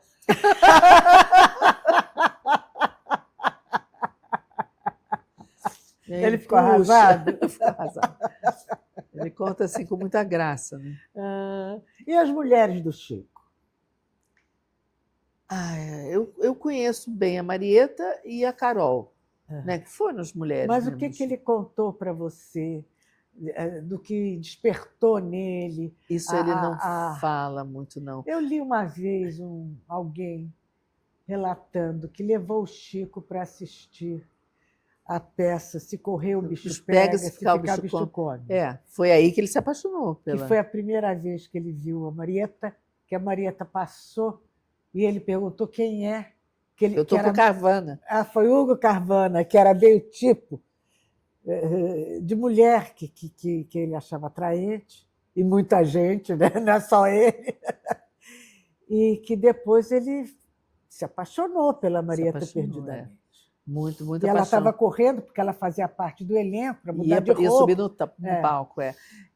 Eu uma vez perguntei nesse primeiro livro até, e os amores, Chico? Como é que você disse? Não, isso está tudo nas músicas, eu não falo sobre isso. Não falou, nem eu não falo sobre isso. Não, isso aí não precisa falar, porque todo o sentimento está... Eles estão todos na minha música. Está. Né? Está. Eu uma vez fiz uma apresentação de um livro sobre as mulheres nas músicas do Chico. E é impressionante como ele descreve, como ele incorpora a mulher. Ele não descreve a mulher, ele não fala para a mulher, ele é mulher. Mas não é só a mulher, ele incorpora. Quando ele fez aquela música Meu Guri, ele incorporou aquela mulher pobre da favela, deslumbrada com o filho, que trazia presentes para ela, roubados. Que né? Coisa linda aquela música. E que acaba dizendo, não, pelo menos agora, aí trazia documentos, agora eu posso me identificar. Essa música, o Chico conta histórias, né? Mas ele incorpora também essa mulher. Ele incorpora o trabalhador que está lá no alto comendo na marmita e que cai lá de cima, ou o trabalhador que escova o dente, a mulher dá um beijo nele e ele beija os filhos e vai trabalhar. Ele incorpora os personagens, não é só a mulher. Sobre os quais... Mas a mulher, isso impressiona, porque que não havia... Que a gente sente mais. Né? Não havia na musicografia, a musicografia brasileira, isso? Não havia ainda um compositor que fizesse isso. Fizesse isso. A mulher sempre era do lado de fora. E ele penetrou na mulher. É verdade.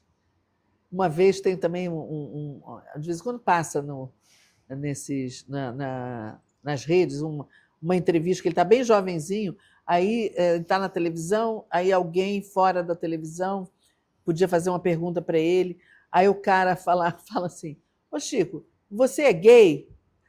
Eu vi essa. Você não é, essa é bem famosa, ele morre de rir. E diz o quê? Não, eu não sei se eu sou, eu acho que não. Mas pode ser. Mas não tenho nada contra. Então é por causa disso, né? Porque como é que ele sabe? Então, isso é uma pergunta que todo mundo faz. Como é que ele sabe? Como é que ele sabe exatamente a sensação daquela mulher, olhos nos olhos, abandonada, te amando pelo avesso? Né? É isso, né? Agora, uma coisa que ele me deixou muito revoltada é que ele falou que não ia mais cantar com açúcar e com afeto, porque o identitarismo não deixa mais. Porque o movimento, uma parte, né, do movimento acha que é machista essa música. Mas é a mesma coisa que você dizer que um romancista vai escrever um personagem machista. É um personagem, gente. Existem, essas pessoas existem, né? E essa música é totalmente verdadeira, né? E até hoje, com açúcar e com afeto, a gente faz o prato predileto quando a gente ama, assim como os maridos fazem para nós. Eu me lembro quando, isso não faz muito tempo, eu já estava aqui no 247, que fizeram essa crítica, e aí ele me deu uma entrevista para falar, ou me deu uma entrevista e eu escrevi, ou ele falou, não me lembro. Falou sobre isso. E Mulheres de Atenas também, que, na verdade, é o contrário, né? Mulheres de Atenas são as mulheres que fizeram greve de sexo para os homens não irem para a guerra. Lisístrata. A greve do sexo. A greve dos sexos. Agora, vamos falar, então, do quê, hein, Regina? Tanta coisa para te perguntar. A gente se perde. Não sei, tem outros livros, né? Fala da Carol. Qual Carol? Proner? Carol Proner, nossa querida. Carol é uma beleza de pessoa, né? Carol é inteligente. Eu nunca vi uma pessoa assim, com tanta garra, ativista, sabe? E ela publicou uma série de livros desde a Lava Jato, né? Mostrando o lawfare, reunindo várias pessoas, escrevendo sobre isso. Escreveu vários temas. E ela é uma militante, é uma pessoa que luta, que tem amor pelo país, de verdade, né? E apaixonada pelo Chico. A Carol, eu não sei, a Carol eu adoro a Carol, adoro. Então é uma amiga muito boa. Ela é uma pessoa muito boa no relacionamento, né? Mas eu vou aproveitar para fazer uma chamada aqui. Essa série de entrevistas foi inaugurada pela Carol Proner. E tem um momento que vocês, se vocês não assistiram, não podem perder, que ela liga para o Chico. E mostra-se, né? Chico, e a gente, a nossa diretora, na época de cinematografia, era a Camila Shaw, e ela gravou isso, e ela combina que ela ia comprar, não sei se massa, alguma coisa que ele gosta, que ela ainda ia passar para fazer aquela compra, para cozinhar para ele e tudo. Eu achei aquilo... Isso é um furo de reportagem, né? Não, e a Carol, ela faz assim, geralmente, quando a gente está conversando, quando está com ela, e o Chico liga, ela fala, olha aqui, Chico, olha com quem... Aí ela mostra todo mundo que está ali com ela, ele manda beijos. É muito engraçado. É uma graça, Carol, é uma graça de pessoa, realmente. E as filhas também, né? A filha, o filho, fotógrafo, super talentoso. A filha dela que... Eu estava falando agora das filhas do Chico. Ah, do Chico? E a filha também, e o filho da Carol, que fez aquela foto do Lula em São Bernardo, sendo carregado por aquela multidão. Chico Proner, um grande fotógrafo. Fiz uma exposição com fotos do MST há pouco tempo, aqui no como é que chama?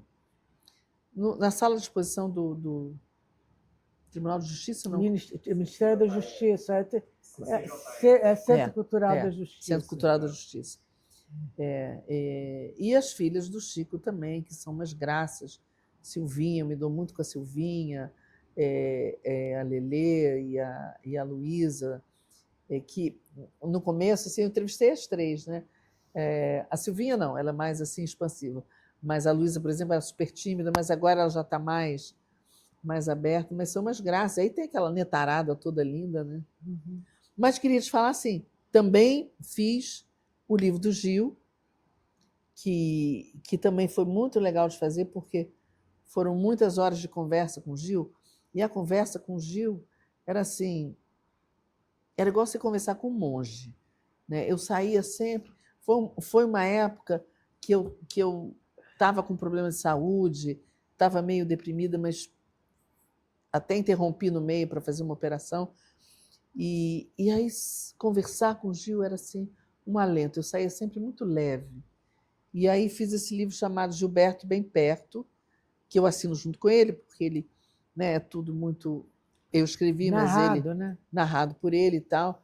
Tem uma outra pessoa falando, que foi legal de fazer. O Carvana, citei o Carvana aqui, foi divertidíssimo. Você fez a biografia Fiz a biografia do Carvana, muito divertido. Vá trabalhar, vagabundo! Ele, no final, conversei com ele muito sério e tal, e eu já conheci ele, fiquei mais próxima aí, conheço muito a Marta Alencar também, gosto muito dela. Que é também uma grande jornalista. Grande jornalista. E aí, mas quando acabamos, eu falei, bom, Carvana, então acabamos, hoje é o último dia, acho que a gente já tem tudo aqui. Aí ele falou assim, olha, eu vou falar uma coisa para você, me comportei muito bem aqui nas entrevistas, mas eu quero te dizer que, no fundo, eu sou um grande cafajeste. Mas ele foi ótimo, contou tudo a vida dele, mas contou coisas muito engraçadas, né? Por exemplo?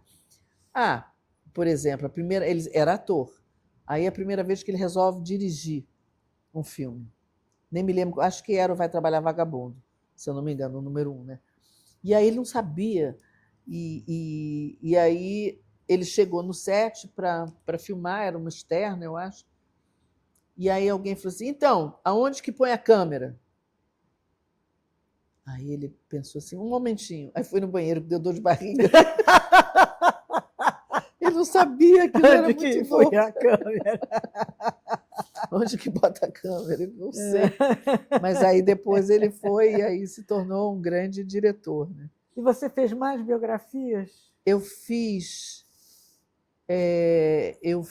uma biografia, eu até ia te trazer, mas como eu estou de mudança, não sei em que caixa que estava esse livro, não sei se eu já te dei esse livro, que era um líder comunitário da Maré, que chamava Amaro Domingues, Seu Amaro.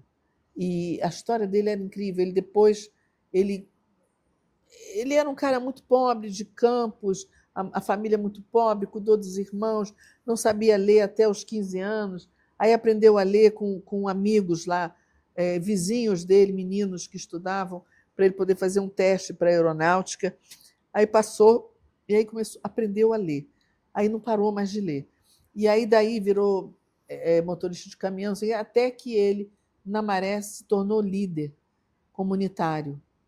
E todo mundo sempre assim, com muito respeito, e acabou se tornando o presidente da Vila Olímpica da Maré, porque ele levou um projeto que a universidade fez para ele, a UFRJ, fez um projeto para ele de uma Vila Olímpica. Ele foi para Brasília, pegou um ônibus, sentou lá na antessala do Pelé, que era o ministro do esporte, foi o último a ser atendido, claro, e aí o Pelé, todo mundo vem aqui, pede coisas, mas ninguém me traz um projeto. Ele, tirou o projeto, e com esse projeto o Pelé falou, olha, se o seu prefeito puser R$1, eu boto 2. E com isso ele construiu essa vila dentro da Maré, que atende crianças, eles têm programas de educação, programas para idosos, programas esportivos, né, óbvio, para todo mundo. E ele faleceu, acho que tem 1 ano e meio ou 2. Como é que se chama o livro? Amaro da Maré. Amaro da Maré. Que foi publicado pela FGV, Fundação Getúlio Vargas. É um livro que eu gosto muito, porque é uma vida simples, mas, no entanto, ele era tão carismático e tão poderoso dentro daquele universo, tão respeitado. E tem uma coisa engraçada, que, bom, lá tem várias facções do tráfico na Maré, e a gente lançou o livro lá na Maré, e depois, mais tarde, a gente lançou aqui pela Zona Sul, na Argumento. Aí ele falou para mim assim, mandei o seu livro lá para o chefe do movimento, que está lá em Bangu. Eu falei, é mesmo? O que ele falou? Ele mandou dar os parabéns para a autora. E por que você não foi fazer a biografia do chefe do movimento? Pois é. Isso é uma grande biografia. Não, eu pensei nisso várias vezes, com assim, o NEM da Rocinha, sabe? Pessoas que acho que valia a pena. Mas acho que já tem uma biografia do NEM. Mas eu fiquei assim, meu melhor leitor foi o chefe do movimento que mandou os parabéns. E você não tem uma mulher como biografada por você? Pensei isso, sabe? Tem a Sandra agora. Ah, agora tem a primeira mulher. Sandra Werneck. Então vocês já estão com a lista de compras de Natal.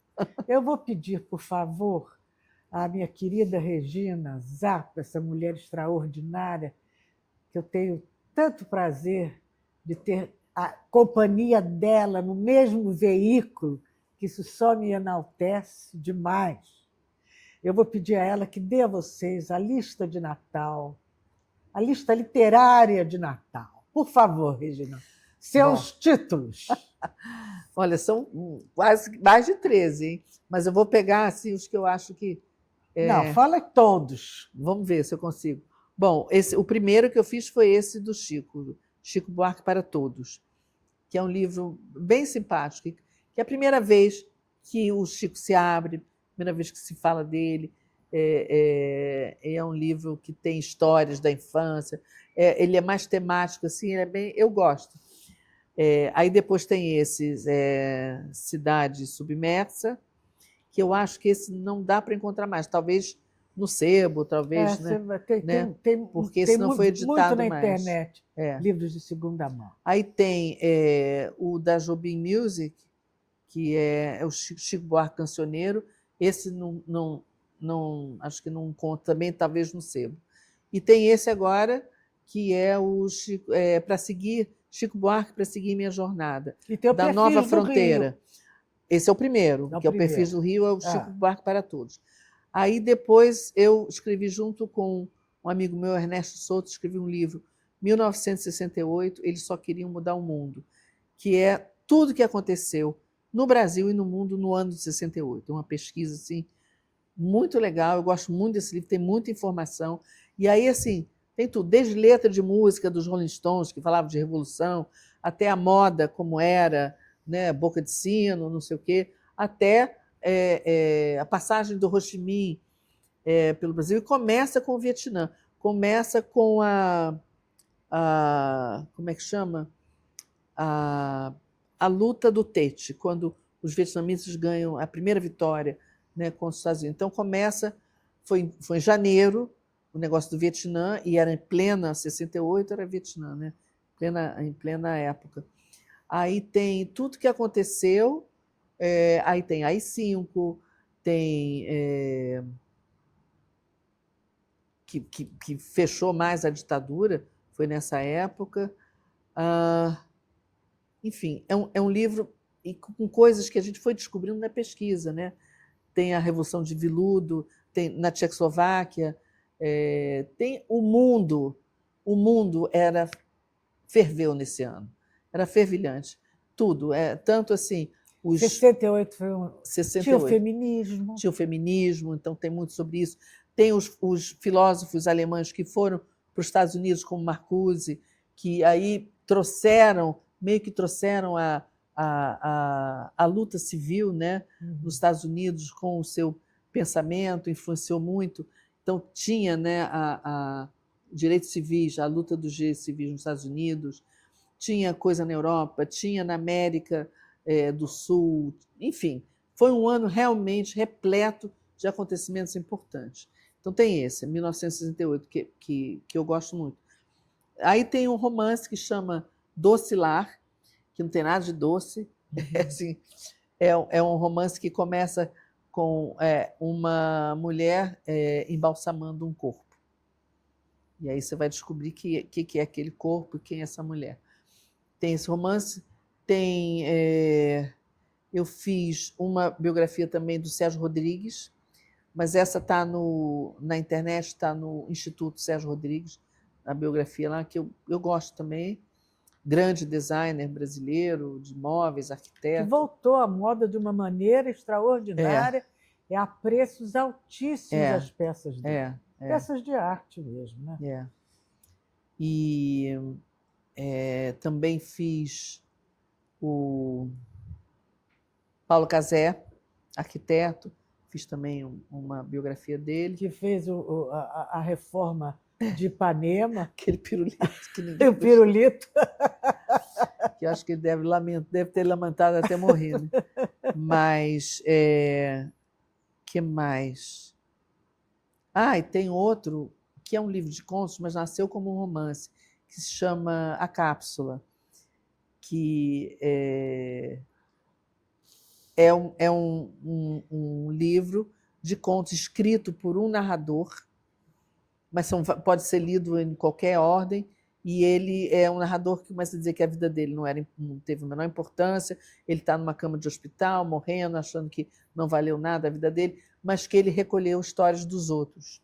Então, cada capítulo é uma história de uma pessoa com quem ele conviveu, por exemplo, no capítulo da mãe, que eu gosto muito, tem um capítulo do pai que leva ele num velório do marido da amante, aí tem amiga da escola, a vizinha, porque ele é apaixonado, enfim. Várias fatos reais que você transformou em contos? Não inventei. Algumas coisas você recolhe da vida, né? E são capítulos ou são cápsulas? São capítulos. Não cápsulas. São cápsulas? Cápsulas, provavelmente. Mas é porque ele viaja numa cápsula, né, na vida dele. Que interessante. Então, também é ficção. Gente, será que estou esquecendo alguma coisa? Você já deu o nome do livro de novo, do Gil? Do Gil é Gilberto Bem Perto. Do livro de novo do Hugo Carvana? O Doce Adorável Vagabundo. Adorável Vagabundo. Que é do Carvana. E... Regina, você com o seu texto impecável, que é poético, que é preciso, que é jornalístico, que é literário, junta tudo isso misturado e tudo é bom. Com a sua história, com a sua produção jornalística de textos tão bons, durante tanto tempo, tantos anos. Quantos anos de jornalismo? Eu comecei em 76. 50 anos de jornalismo. E aí a gente vê a Academia Brasileira de Letras laurear algumas mulheres que não chegam aos seus pés e alguns homens que não chegam à sola do seu sapato. Como é que pode? Me explica isso. Eu jamais tive uma pretensão dessa, não tem menor estofo para isso, para ser uma imortal. Não, as pessoas batalham por isso também, né? Eu acho que o Chico já perguntaram para ele várias vezes se ele não quer entrar, ele nunca quis. Então, eu acho que também é isso, é um movimento por parte das próprias pessoas, que aí deve ter ali umas coisas políticas também, mas não, tem menor pretensão, imagina, de jeito nenhum, nem passa pela minha cabeça. Nunca passou? Não, acho que não. Não tenho essa veleidade. Não, acho que não tenho mesmo esse estofo mesmo, sei lá. Essa vocação. Vocação também não.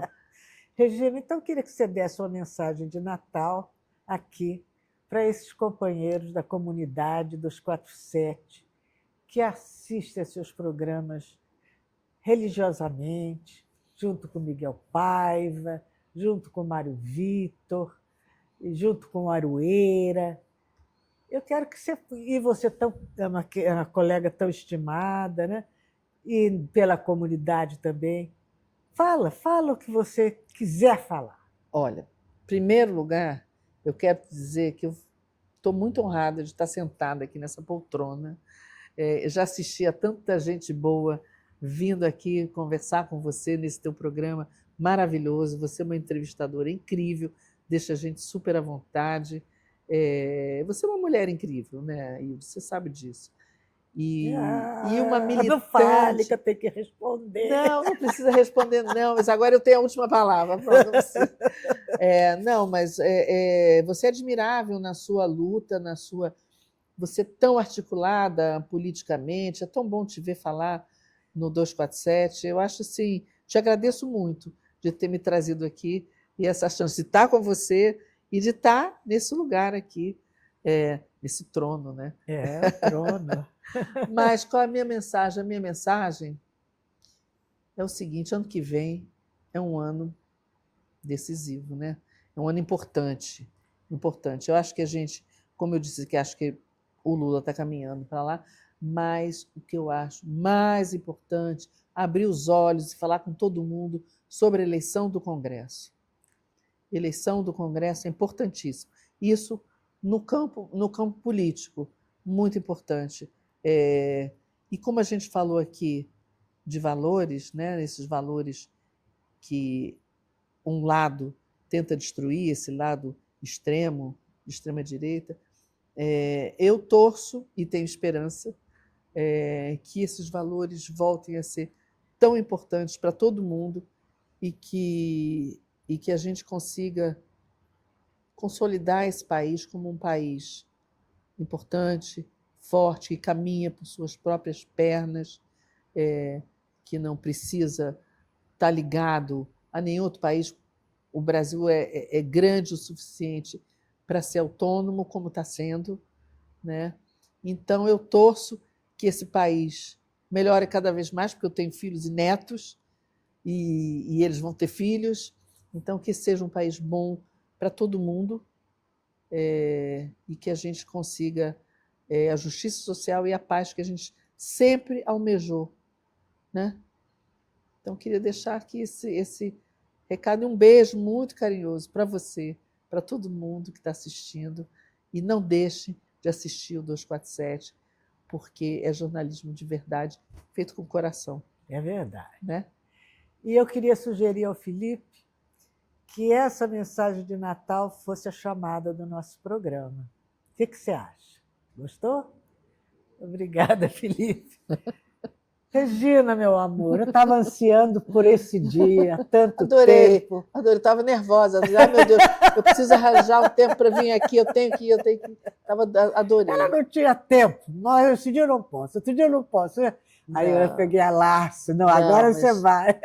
Amei. E você vai continuar indo nos nossos programas também. Vira e mexe, você tem que ir lá conversar comigo, conversar. Toda vez que você quiser, que tiver um assunto que você quiser, que não cabe lá nas outras conversas, vem comigo. Vou contigo sempre. Obrigada, Regina. Obrigada a você. Um beijo. E vamos falar do Pedro Zappa. Ficou faltando Pedro Zappa. João Pedro Zappa, o filho dela. Ele é um ator de primeira, premiadíssimo e com um grande currículo. E foi quem viveu o Raul Seixas. Viveu o Paulo Coelho. Viveu o Paulo Coelho, meu amigo. Viveu o Paulo Coelho nesse seriado sobre o Raul e ele Seixas. Foi muito bem. E o Paulo acho que gostou, ficou entusiasmado com a interpretação dele. Mas ele é muito bom nas novelas também. Né? E as pessoas falam assim, mas será que foi a inteligência artificial que deu aquela voz, aquele jeito? Não, foi muito, muito estudo, muita pesquisa dele, e ele faz a voz do Paulo igualzinho, né? Os trejeitos do Paulo. Foi bom. Você até me mandou, né? Para eu ver como era igualzinho o Paulo. Gente, vocês conheceram mais um pouquinho, porque vocês conhecem bastante, uma personagem tão importante da vida jornalística, e da vida política e da vida do YouTube, Regina Zappa. Ai, adorei. Beijão. Beijão.